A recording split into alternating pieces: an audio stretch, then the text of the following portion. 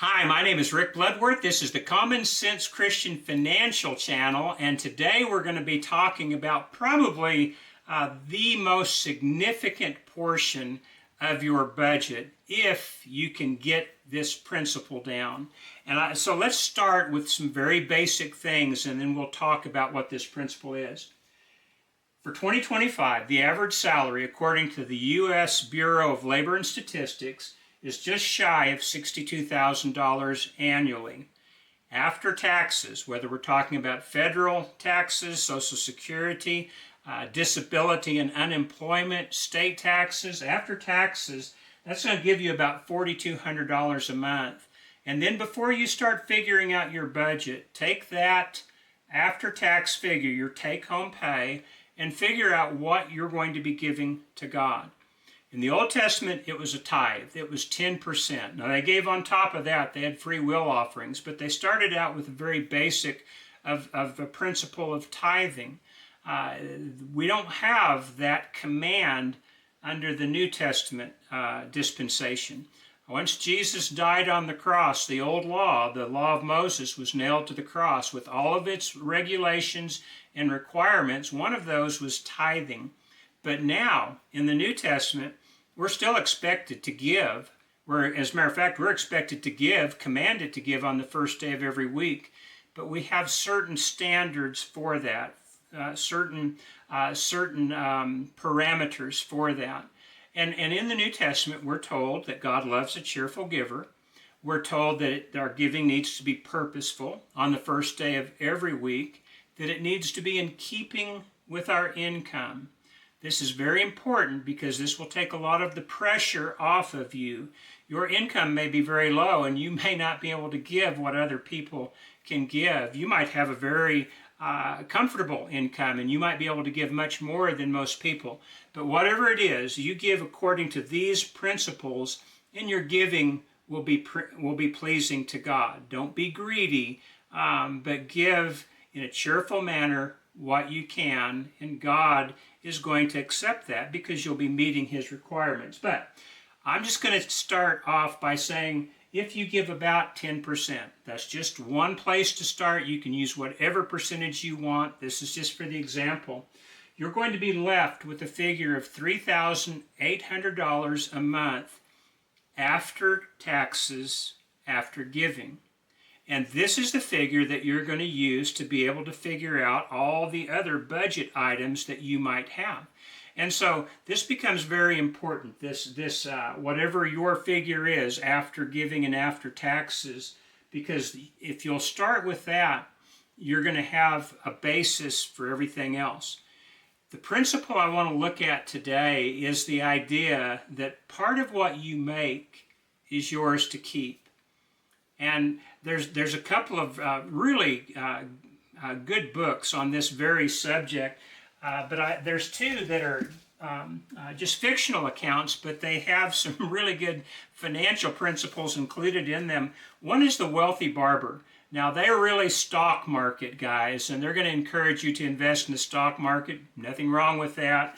But David Chilton was the one that wrote The Wealthy Barber. I'd recommend this book, and he talks about that very principle of taking the first 10% of your after-tax income, and I want to add after-giving income, and then using it for some sort of an investment. And then the other one is called The Richest Man in Babylon. It was written by George S. Clason. I think probably back in the 1920s is when he started his series of pamphlets.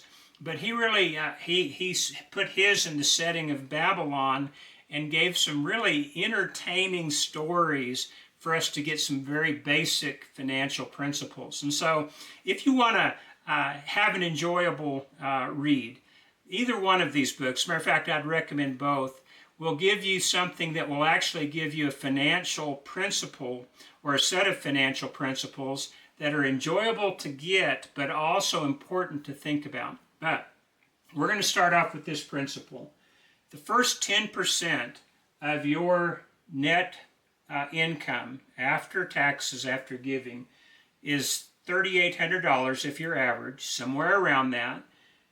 Take the first 10%, $380, and that's going to be yours. And when I say yours, I mean pay yourself first. If you don't pay yourself first, you're going to fritter away this money and you're never going to have any money left for savings. So what do we use this for? $380 a month may not seem like a lot of money, but there have been great fortunes that have been started by something much less than 10% and much less than $380 a month. So start somewhere. Let's start with this. There's a biblical principle that I think is going to help you as far as what to do with this 10%, with this paying yourself first. And the idea is this. It's found in Ecclesiastes chapter 11 and verse 2. And it says, give your portions to 7, yes, to 8, for you do not know what disaster will come upon the land. The idea is that we do set aside something, whether it's an emergency account, whether it's a savings account, whatever you want to call it. And within that savings account, we diversify. I think that's what the author is probably talking about. King Solomon is probably talking about here is this diversification. Split it up 7 ways, 8 ways, however you want to do it. But by doing so, you're going to give yourself the best chance to succeed. And so let's talk about this diversification for a while. What do I do with this first 10%, $380 in our example? And here are some ideas. One of the best areas I think that you can possibly put that money to is in paying down debt, especially paying down debt that has a high interest rate.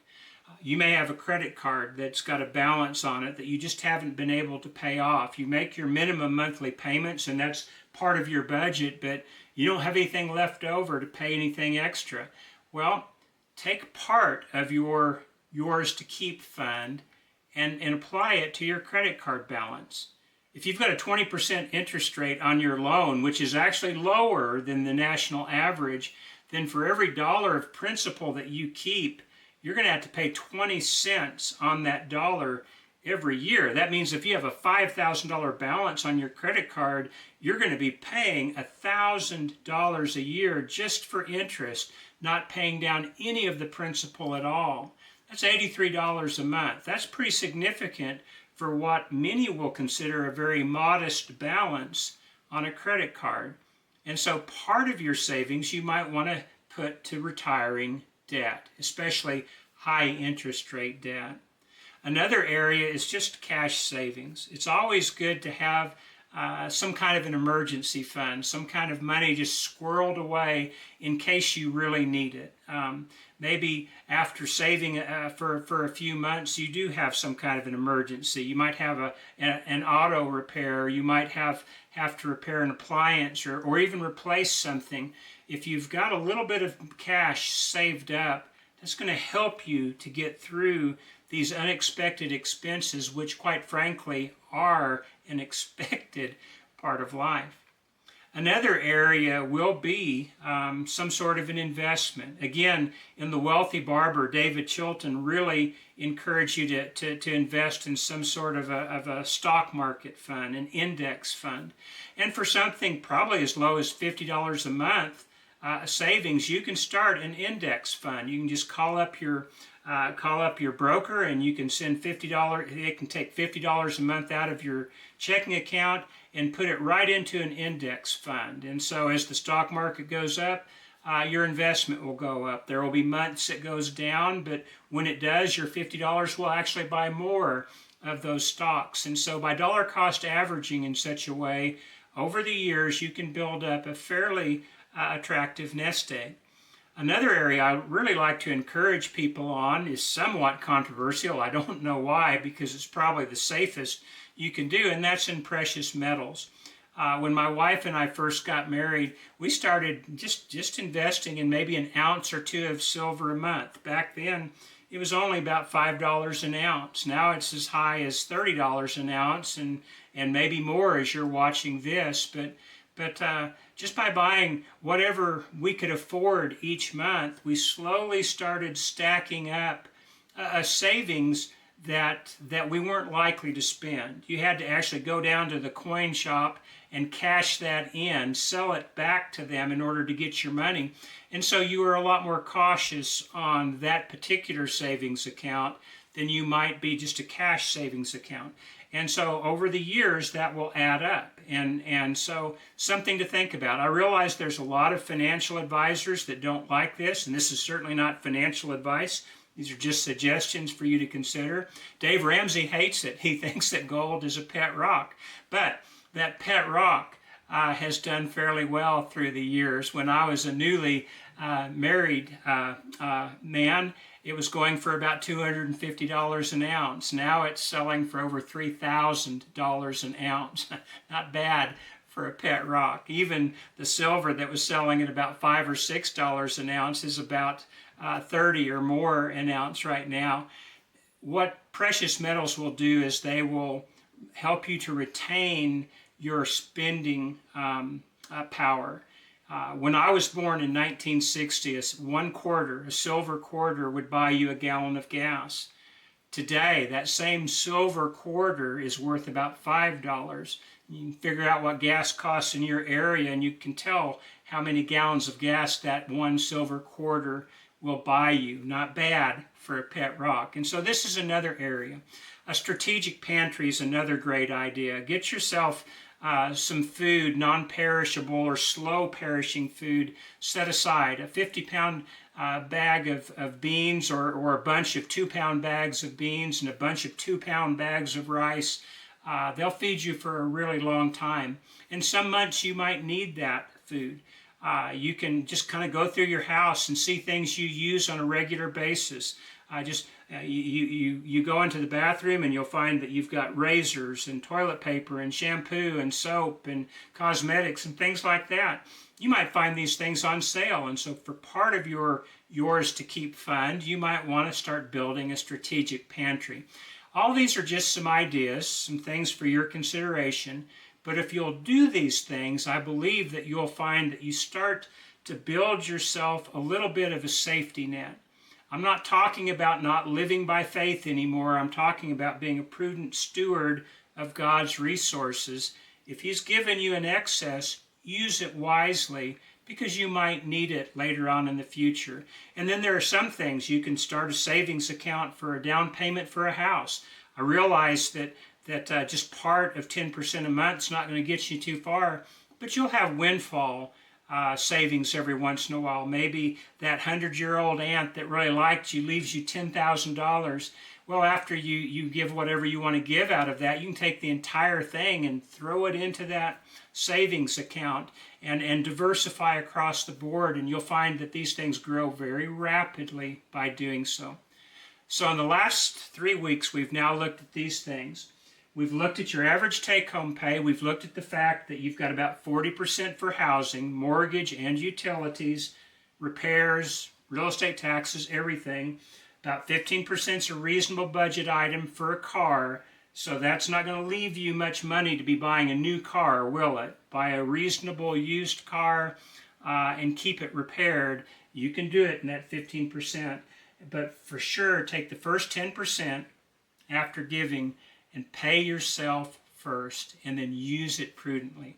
Well, these are some ideas that I think you're going to find will help you to be very successful in life. They'll help you to live a little more at peace, a little more comfortably, and I believe a lot better steward as far as handling the resources that God's entrusted you with. Hope this gives you something to think about. I hope this has been beneficial to you today. If you have any comments, let me know. I always love to hear your comments. But until next time, I pray that God will richly bless you as you try your best to be the best steward of the resources that He's entrusted you with. God bless.